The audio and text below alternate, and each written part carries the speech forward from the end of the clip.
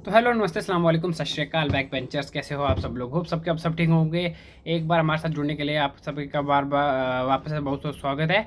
Okay so 14 chapter हमारा complete हो चुका है। जिस तरह से हमने पढ़ा काफ़ी ज़्यादा लंबा था अब, लेकिन मैंने जैसा आपको बताया था कि काफ़ी ज़्यादा हमारे सोशल लाइफ के रिलेटेड इंपॉर्टेंट था, इसलिए हमने उसको थोड़ा ज़्यादा डीप में जाके पढ़ा। ओके, उसके जो 2 पार्ट थे वो अपलोड हो चुके हैं। आई होप कि आपने वो देख लिए होंगे। ओके सो अब आज हमें पढ़ने वाले हैं अपना 5th chapter, that is the growth of art literature language and literature from the time period of 300 to 1206। हम बात कर रहे हैं एंशियंट से लेटर एंशियंट, मतलब जहाँ पर एंशियंट पीरियड खत्म होने लगा था से अर्ली मेडिवल एरा। ठीक है, सो इतने टाइम पीरियड के बीच की हम बात करेंगे, किस तरह से उस टाइम पीरियड के बीच कौन कौन से आर्ट एंड आर्किटेक्चर्स आए थे, इवॉल्व हुए। ओके, उनकी क्या वैल्यू इंपॉर्टेंस है, कौन कौन से लिटरेरी वर्क्स आए थे जिनको आज के टाइम पे जिनको हम अध्ययन करते हैं, पढ़ते हैं और नॉलेज लेते हैं। ओके, कौन कौन सी लैंग्वेजेस डेवलप हुई थी, जैसे हमने बताया कि as India is a diverse country, right. So हर अलग अलग जगह पे India is a diverse country. आज के टाइम में हम जानते हैं कि दैट इज़ हर 10 किलोमीटर के एरिया में अलग लैंग्वेज चेंज हो जाती है। आप 10 किलोमीटर 20 किलोमीटर दूसरे एरिया में जाएंगे अपने एरिया से, तो उधर कहीं दूसरी लैंग्वेज बोली जाती है, मतलब एक लोकल लैंग्वेज होगी। उसके बाद फिर अलग जाओगे तो अलग लैंग्वेज होगी। That is why because India is a diverse country. Okay, so बड़ी ज़्यादा डाइवर्सिटी है इंडिया में, इसी की वजह से ये मिलती है। और हम देखेंगे उस टाइम में कौन कौन सी लैंग्वेजेस थी डेवलप हुई वगैरह वगैरह सब कुछ देखेंगे। ओके, सो टाइम वेस्ट ना करते हुए आज अपने टॉपिक पर बढ़ते हैं, that is growth and art language literature. Okay, so ये भी काफ़ी ज़्यादा वीडियो शायद लंबी हो सकती है, इसलिए इसको ये भी कोशिश करेंगे 2 पार्ट में आएगी। ओके, अगर एक ही पार्ट में आए तो फिर मुझे इसलिए स्पीड तेज करनी पड़ती है। ठीक है, सो सबसे पहले एक बेसिक इंट्रोडक्शन ले लेते हैं अपने चैप्टर के बारे में। अच्छा, सो यहाँ पर इन्होंने जब हम चैप्टर की बात करें तो यहाँ पर हम पर्टिकुलरली जो है गुप्ता के बारे में नहीं पढ़ रहे हैं, लेकिन जब हमने क्या बताया, हमने प्राय हमने क्या पढ़ा है कि art and architecture from 300 to 1200। So हम जानते हैं कि एंशंट इंडिया में जो सबसे पहला जो एम्पायर था, जो बड़ा था, वो कौन सा था, दैट इज़ 300 के टाइम पे गुप्ता पीरियड। ओके, उसके बाद ही जो मेन डायनेस्टी जो बड़े बड़े रूल थे वो आए थे। ओके, सो हम स्टार्टिंग जो है इसलिए एंशियंट टाइम की गुप्ता पीरियड से ले रहे हैं। और आपको पता है कि गुप्ता की पीरियड जो कितना इंपॉर्टेंट है, कितना उनका योगदान है इंडिया के आर्किटेक्चर। इवन कि आजकल के स्टिल आजकल के टाइम पे तो चलो बहुत ज़्यादा डेवलपमेंट ज़माना आ गया, लेकिन आजकल के टाइम तक भी कुछ कुछ जो उनके टाइम के जो टेम्पल्स हैं वो आज तक हैं और उनके वही डिज़ाइन लिए जा रहे हैं, राइट। सो गुप्ता का एक बहुत बड़ा इंपॉर्टेंट रोल है इस चीज़ में, आर्किटेक्चर में। तो Gupta period has been offered referred as golden age. देखो मैंने आपको पहले बताया हुआ golden age due to its cultural heritage. Guptas की जो कल्चरल हेरिटेज है उसके उसी कारण से इसको गोल्डन एज बोला जाता है। किस गोल्डन एज किसको बोला जाता है, गुप्ता पीरियड को। क्यों कि मतलब इससे गोल्डन एज शब्द से ये भी हम जान सकते हैं कि दैट इज़ उनके टाइम पे जो है वो काफ़ी ज़्यादा फाइनेंशियली अच्छे रहे होंगे। ओके, इनको इकोनॉमी अच्छी रही होगी। This applies to a great accomplishment in the field of art literature language.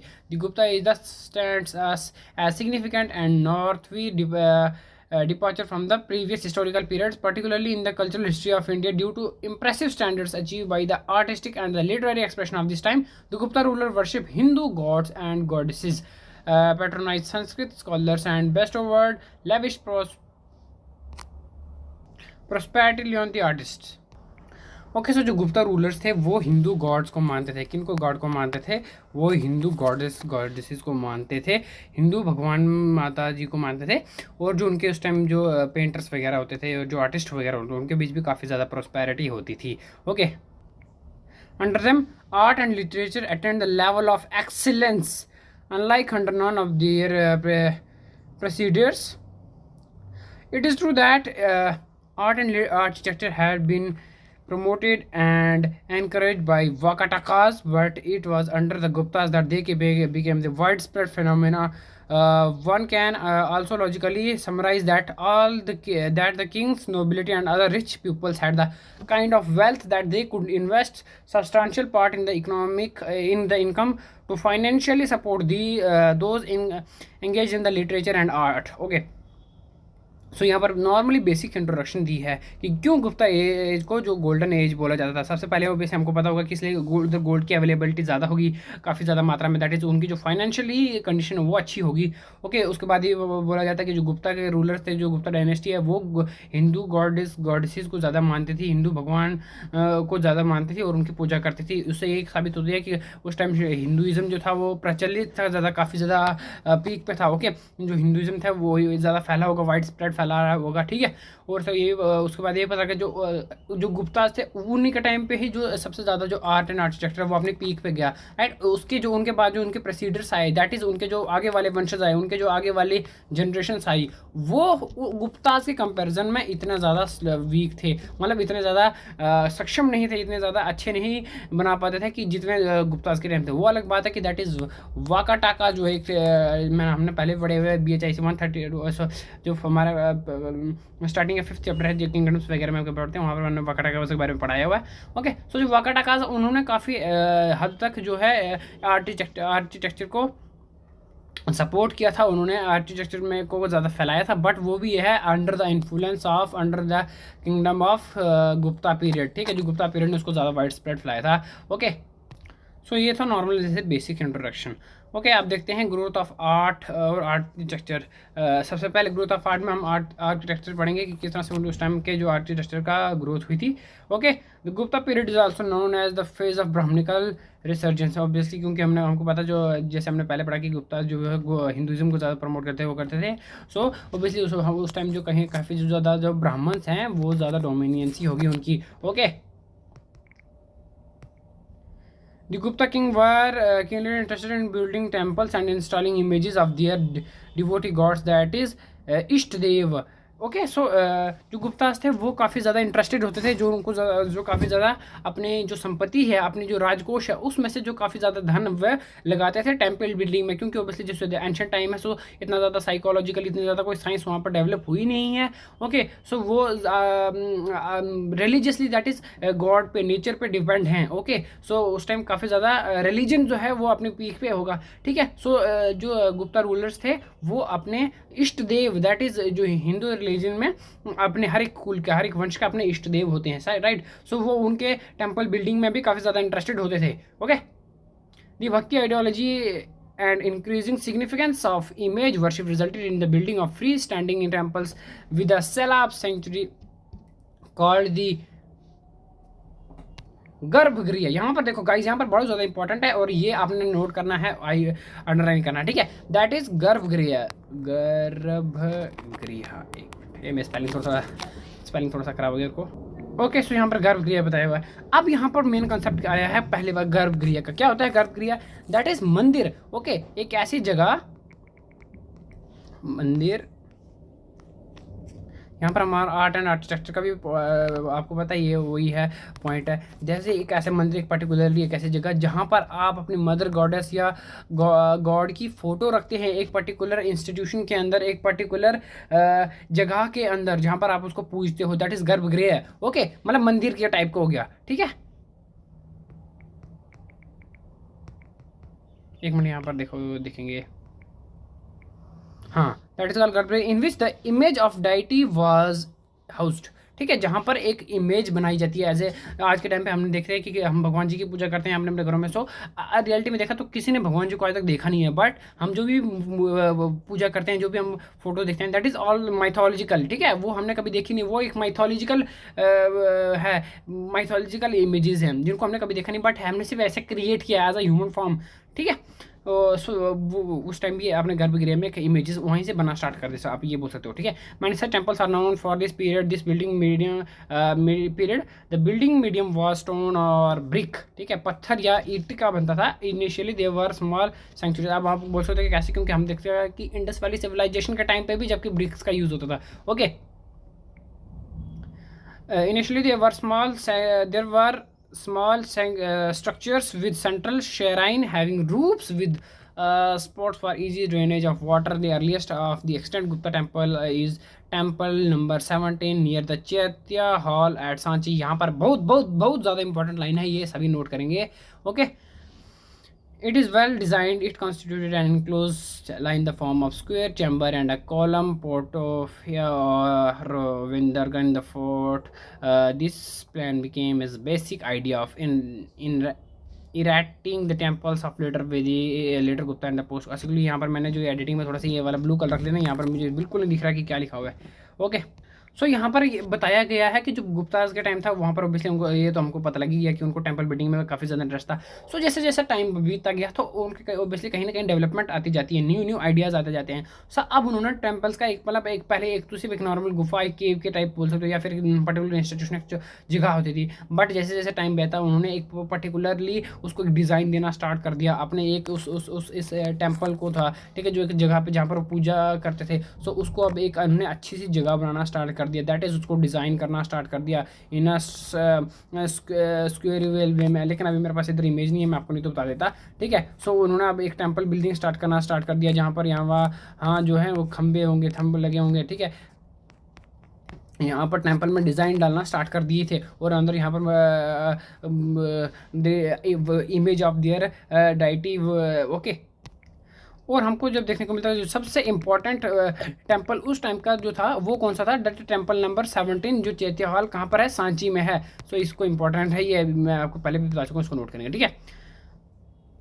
जैसे हम बोलते हैं कि आज के टाइम में हम घर बनाना कैसे सीखे, बिल्डिंग बनाना कैसे सीखा, जो हमारे एंशंट जो थे, जिन हमारे एंसेस्टर थे, जो उन्होंने जिस तरह से अब उन्होंने इतनी 20 30 100 200 मंजिले घर नहीं बनाए थे, राइट, लेकिन उन्होंने एक हमको बेसिक स्ट्रक्चर दे दिया था, बेसिक फॉर्म दे दिया कि किस तरह से चिनाई करते हैं, किस तरह से जो है घर का एक बेसिक वो बनाते हैं। लाइक इंडस वैली सिविलाइजेशन से हमको देखने को मिलता है कि कितने अच्छे उनके जो स्ट्रक्चर्स थे वो कितने ज़्यादा अच्छे थे, राइट। उन्हीं को कॉपी करके उन्हीं के आदर्शों पर चल के उन्हीं को फॉलो करते हुए आज के टाइम पर हम बिल्डिंग्स वगैरह बनाते हैं, ठीक है। सो जो गुप्ताज थे उन्होंने एक बेसिक लेवल के अंडरस्टैंडिंग के लिए एक बेसिक हमारे स्ट्रक्चर हमारे लिए क्रिएट कर दिया था। अब उनके टाइम पे चलता जा रहा, अब उनके आगे वंशज करेंगे, फिर उनके वंशज करेंगे, फिर वंशज करेंगे। हाँ, वो अलग बात है कि टाइम पर डेवलपमेंट होती जाएगी, जैसे हमारे कॉन्स्टिट्यूशन में, दैट इज अमेंडमेंट है।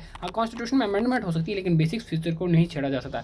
इसलिए वैसे ही है यहाँ पर आज के टाइम पे जो यहाँ पर टेम्पल्स बिल्डिंग हो रही है, जब इनके एंसेस्टर इनके वंशज बनाएंगे, जब इनके वंशज बनाएंगे आगे इनके वंशज बनाएंगे। सो जो बेसिक जो है वो वही रहेंगे, बेसिक स्ट्रक्चर जो वही रहेगा, बाद में डेवलपमेंट आप अपनी वजह से भी कर सकते हो। ओके, सो बेसिक स्ट्रक्चर वही गुप्ताज वाला है, इवन के स्टिल आज के टाइम पे भी जो है वो गुप्ता का एरा का ही बेसिक स्ट्रक्चर यूज़ होता होगा। बाकी जो डेवलपमेंट है वो अलग बात है अपनी। Gupta temple building activities represent evolution from the earlier tradition of rock-cut shrine, which now reached a whole new level. It marks formative phase of temple construction in India, but it was significant phase that continued to influence temple building right up to the medieval period. This age prepared ground for the instance for the immense possibility for the future that led the foundation of characteristic styles of Indian temple architecture. अच्छा, so यहाँ पर एक main concept है, that is समझने वाला क्या है। हमको पता है कि एक्चुअली मुझे उस टेम्पल का भी नाम याद नहीं है कि वो पूरा टेम्पल एक ही पत्थर का बना हुआ है, दैट इज एक पत्थर, वो जो बहुत बड़ा पहाड़ हो गया या फिर उसको बोल सकते हो ऐसे कुछ होगा। सो उसको काट के उसको वो करके वो पूरा एक टेम्पल बना। तो सोचो कितने ज़्यादा स्किलफुल होंगे उस टाइम के लोग। सो अब यहाँ पर क्या बता रहा है, वहाँ पर हमने जैसे हम लोगों को पहले बताया कि एक बेसिक फीचर जो है, जैसे लड़का लोग बेसिक फीचर है कि एक ही पत्थर से वो सारा मंदिर बना। सो अब टाइम पीरियड के साथ क्या होगा, बाद में भी टेम्पल्स बनेंगे, किसके बनेंगे, स्टोन के बनेंगे, ठीक है, बाद में ब्रिक्स के बनेंगे, ठीक है, बाद में और कुछ आएगा, और कुछ सीमेंट आ गया वगैरह वगैरह, ठीक है। लेकिन द थिंग इज क्या, मेन कंसेप्ट वही है, मेन स्ट्रक्चर वही है, मेन प्रोसेस वही है जो गुप्ताज के टाइम का था। ओके, और मेडिवल एरा तक आते आते कहीं ना कहीं मतलब मैंने जैसे आपको बताया कि चेंजेस आती गई, लेकिन जो मेन जो कंसेप्ट था, बेसिक फीचर था, वो गुप्ता के टाइम जो मेन स्टाइल था। सो इस that is why this led the foundation of characteristic style of Indian architecture temple from the Gupta era, ठीक है। अब यहाँ पर ये टेम्पल्स के नेम्स हैं, आई होप कि आप याद कर लेंगे, बहुत ज़्यादा ज़रूरी नहीं है, बट अपने नॉलेज के लिए आपको मैं बोलूँगा कि आप प्लीज़ इनको याद कर लीजिए, ठीक है।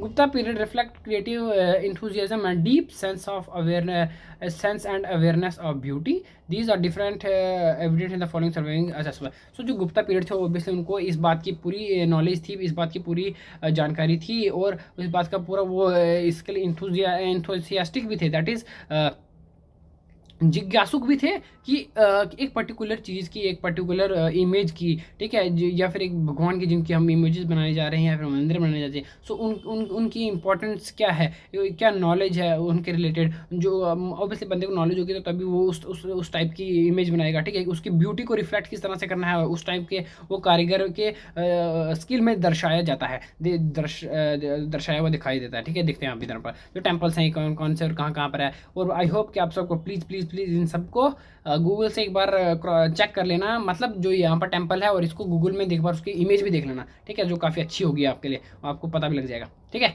तो Dashavatar temple at Deogarh in Jhansi district. So अगर कोई झांसी से दिख रहा है तो बता सकता है हमको अब दशावतार टेम्पल के बारे में, ठीक है। उसके बाद Bitaurgaon temple at near Kanpur, Bhitargaon temple near Kanpur UP में पड़ता है, ओके, ये भी दो।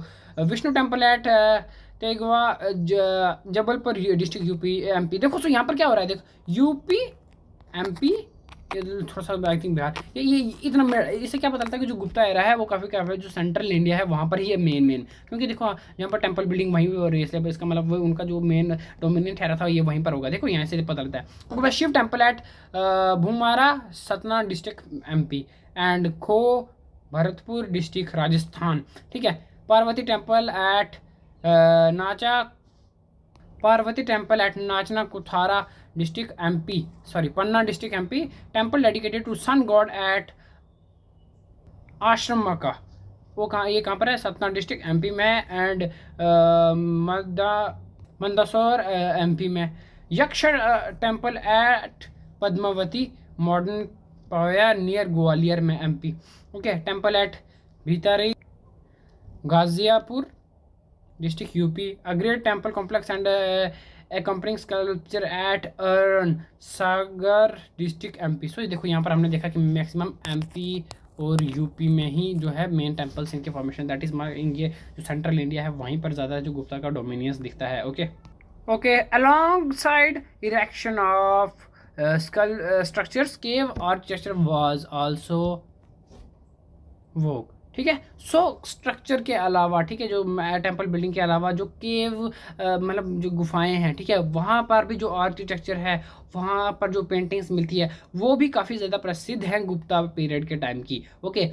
The breathtakingly beautiful paintings at the cave of Ajanta और also known from this area. Ajanta की केव्स बहुत ज़्यादा इंपॉर्टेंट हैं और वो ज़्यादा पॉपुलर भी है, लाइक भीमबेटका की केव्स हैं, ये जो 4-5 केव्स हैं पेंटिंग्स की जगह जो एंशिएंट इंडिया की जो इंपॉर्टेंट है वो आपको बिल्कुल कंठस्थ होनी चाहिए, राइट। सो ताकि आपको मतलब जब भी पूछे तो ऐसे पता लग जाना चाहिए 1 मिनट में, ठीक है। जो कुछ देखो जो यार जो कुछ बहुत ज़्यादा इंपॉर्टेंट होता है वो तो पता ही होना ही चाहिए, ठीक है। जैसे मैंने अभी आपको बताया टेम्पल्स के बारे में, तो टेम्पल के बारे में आपको पता होना चाहिए, इनके नाम कम से कम याद होने चाहिए और आपको इनके स्ट्रक्चर भी देखने चाहिए। सो ठीक है, the cave temple at Udayagiri near Vidisha MP also belongs to this period. So जो विदिशा में केव टेम्पल है वो भी इस पीरियड टाइम पीरियड के बारे में इस टाइम पीरियड का माना जाता है, ठीक है। Also belong to this period.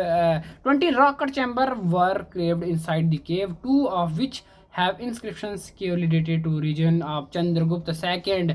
These caving are important because they are earliest intact body of Hindu art in India. They constitute evidence in the fact that many Hindu iconographic ideas were already well established by early 5th century CE. अच्छा, so यहाँ पर जो केव है उदयगिरी में, यहाँ पर जो अजंता की एलोरा की केव्स है, ये 22 रॉक कट चैम्बर है, 22 रॉक कट चैम्बर्स हैं, ठीक है भाई साहब। सो इनको देखो ये कितना ज़्यादा इंपॉर्टेंट है, कितना ज़्यादा इंपॉर्टेंट वाली बात है, इसको नोट करेंगे सभी आई होप कि, ओके। सो ये टेम्पर है, ये कहाँ पर है, ये है उदयगिरी नियर एमपी में, okay.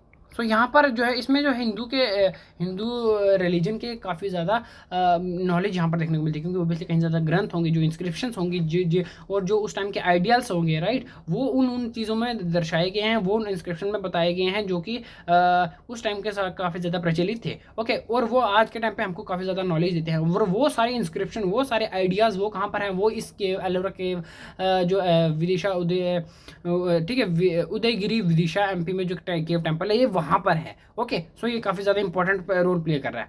These carving are important because they are earliest enact body obviously Hindu art, ठीक है। तो ये हिंदू आर्ट की बहुत अर्लीस्ट बॉडी हमको देखने को मिलती है, ठीक है, जो हमको पता है कि जो एंशियंट है वो कितना ज़्यादा इंपॉर्टेंट प्ले करता है आज के टाइम पे, क्योंकि हमको उसी के बेसिस पे नॉलेज मिलती है आज के टाइम की। सो ये कौन सा टाइम के period, that is 5th century. कौन सा टाइम पे? 5th century. It notes to be kept in mind that prolific architectural activity, though centered primarily around the Brahminical religion, was not confined to it. We have evidence of structural remains of magnificent stupas, chaityas, and viharas of Gupta period from the Buddhist site of. अच्छा, so यहाँ पर not only Hinduism, not only उसके अलावा हमको Buddhist text के जो Buddhist के stupas है वो भी मिलते हैं इन जगहों से, ये वाली जगहों से, ठीक है। सो आई होप कि बुद्धा के भी याद रखेंगे यार, ये इनके भी स्तूपा से काफ़ी ज़्यादा पूछे जाते हैं। ओके, ये कहाँ पर है? दैट इज सारनाथ यूपी में है, नालंदा बिहार में है, राजगीर नालंदा डिस्ट्रिक्ट ऑफ बिहार में है। Okay, Jaulian and Mohra Moradu both nearing Taxila जो कि पाकिस्तान में है, ये यहाँ पर देखने को मिलता है, ठीक है। Pushkalavati ancient Gandhara region of present day Pakistan, जो कि आज के टाइम पर प्रेजेंट डे पाकिस्तान है। सो यहाँ पर भी बुद्धिस्ट टेक्स्ट के रिलेटेड, बुद्धिस्ट के रिलेटेड हमको देखने को मिलता है आर्किटेक्चर, दैट इज स्तूपा, जो कि बुद्धिस्ट की इमेजेस थी। ओके, गुप्तास के टाइम पीरियड में भी काफ़ी ज़्यादा जो बुद्धिज्म था वो मतलब आ गया था अच्छे अपने ही राइस पे, ठीक है। The Dhamek Stupa at Sarnath is striking account in the variety of geometric patterns and the artistic design. The earliest brick structure of the Buddhist university at Nalanda, founded by Kumar Gupta, belongs to this era. Important है, note करेंगे। I hope अभी आप सबने note किया, क्योंकि Nalanda district जो Nalanda university वो काफ़ी ज़्यादा विश्वविद्यालय में काफ़ी ज़्यादा पूरे विश्व में प्रचलित है, बड़ी ज़्यादा प्रसिद्ध है। सो आपको पता होना चाहिए वो किसने बनाई थी और किस टाइम पे क्या बनी, ठीक है। सो ये बेसिकली क्या जाती है, बुद्धिस्ट थी, ठीक है,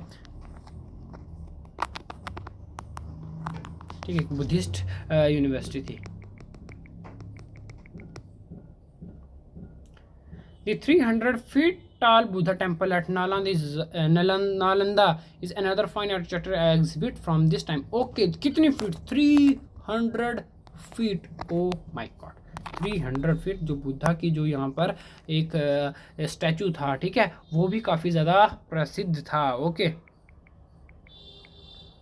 there is a historical evidence that Buddhist chaityas cave structure in western Maharashtra and monasteries at the Kaneri, Bhaja, Junar, Bedsa and Mahar, all in Maharashtra, were commissioned not only by the aristocracy but also the affluent guilds, merchants and the artisans. Similarly, many stupas and viharas came up in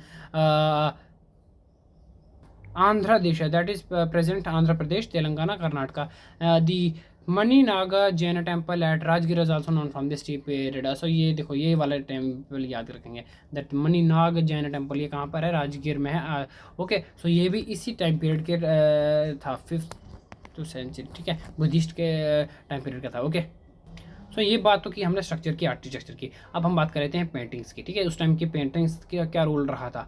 paintings in the Gupta era struck in a new life of development like never before. The glory and the splendor of Gupta paintings is unmatched in the ancient Indian history. We have the most celebrated example of this of it from the Ajanta Fresco, Aurangabad district, Maharashtra, and cave paintings at Bagh district, Dhar district of MP, and Badami Vatapi.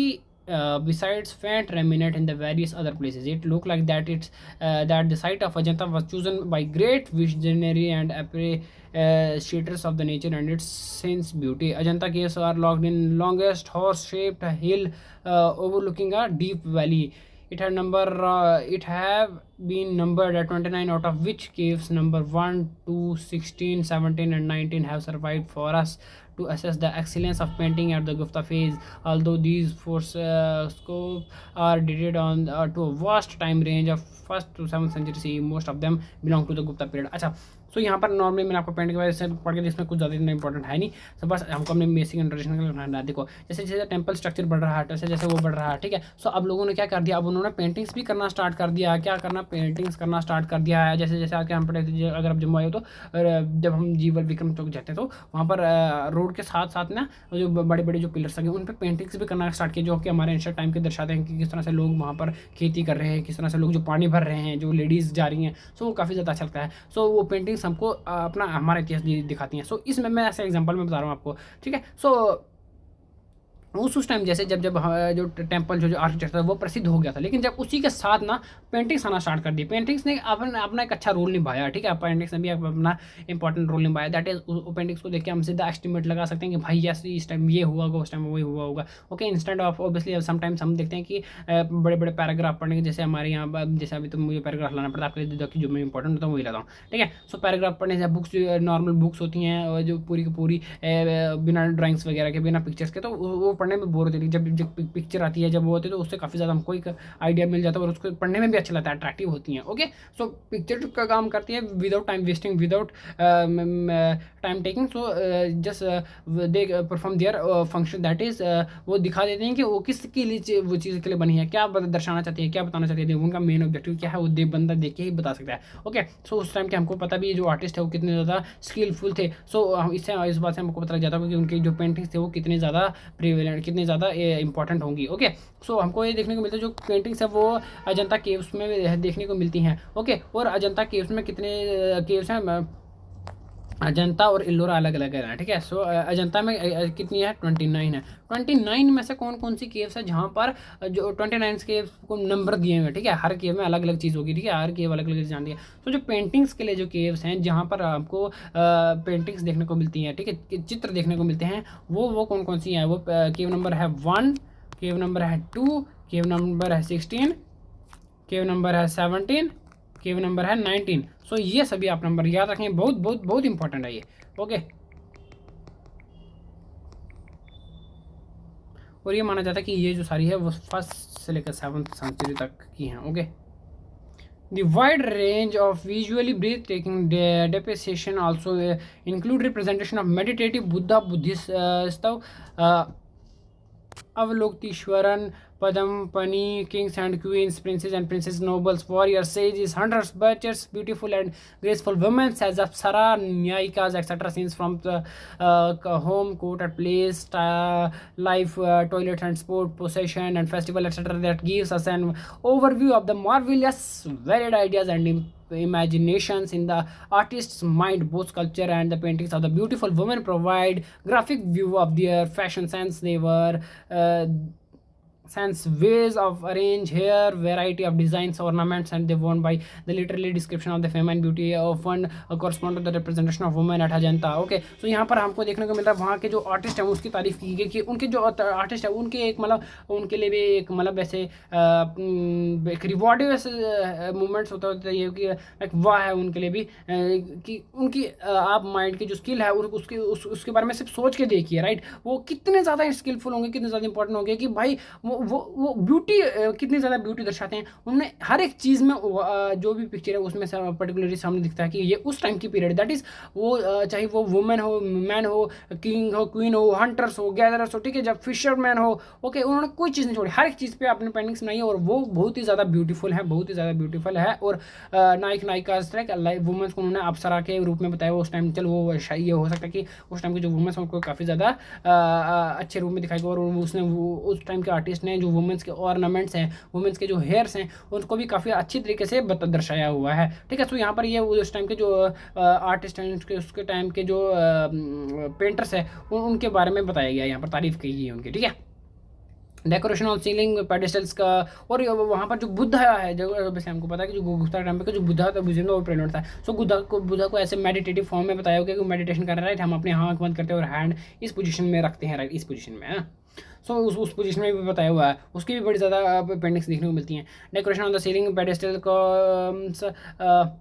Doorways, windows, frames given evidence to the painter's extraordinary ability of conception of techniques. It looked like is as if the artisan left no stone unturned in the turning these cave sites to the masterpiece of these genius skills and अच्छा सो मतलब ये बता रहे कि जो artist है जो फिर पेंटर है उसने मतलब एक कसर नहीं छोड़ी है कोई भी अपनी स्किल को ना दर्शाने में। उसने मतलब एक एक जैसे बोलते हैं ना कि अगर आपने हाथ लगा दिया तो वो हीरा बन गया, राइट। उस तरह की उन्होंने बहुत ज़्यादा अपने डेडिकेशन दिखाई है, दैट इज़ पिक्चर्स में। ओके सो वो हमको कहाँ कहाँ पे देखने मतलब डोर वेज में देखने को मिलती है, ठीक है, फिट्स में देखते हैं, कॉलम्स देखने को मिलती है, पेडेस्टल्स में देखने को मिलती है, सीलिंग्स पे, छत पे, घर पे। सो यहाँ हर जगह पे वो पेंटिंग करते थे, ठीक है। The present रून्स condition of Ajanta can not be cancel there unique charms, the brilliance of their colours has not faded even after 1500 years and started.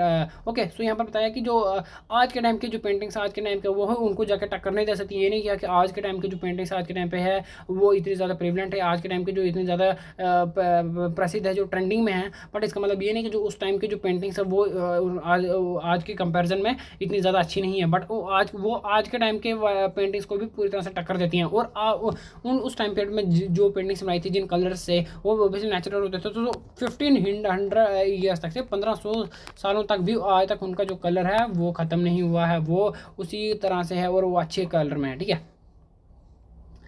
And provided a norm for all complementary paintings of these times, particularly the depiction in the cave, first of Buddhists announcing this renunciation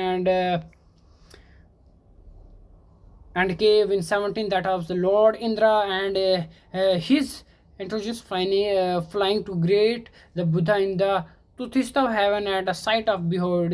The painting in the Bagh caves are also spectacular due to the vigorous execution and variety of decorative designs like patterns and the scrolls. Unlike the counterpart at the Ajanta, they were more scacular in the nature. Okay, so यहाँ पर जो बोल रहा है जो बाग caves है वो एलोरा के केव्स के कंपैरिजन में ज़्यादा सेक्युलर है, क्योंकि यहाँ पर जो है नेचर को ज़्यादा डोमिनेट दिखाया हुआ है, नेचर को ज़्यादा डेडिकेशन, नेचर को ज़्यादा मतलब सेक्युलर दिखाया गया हुआ है। ओके सो कहाँ पर बाग BAG, ठीक है। जो यहाँ के जो केव्स हैं यहाँ पर जो यहाँ की केव्स की पेंटिंग्स एलोरा से अच्छी और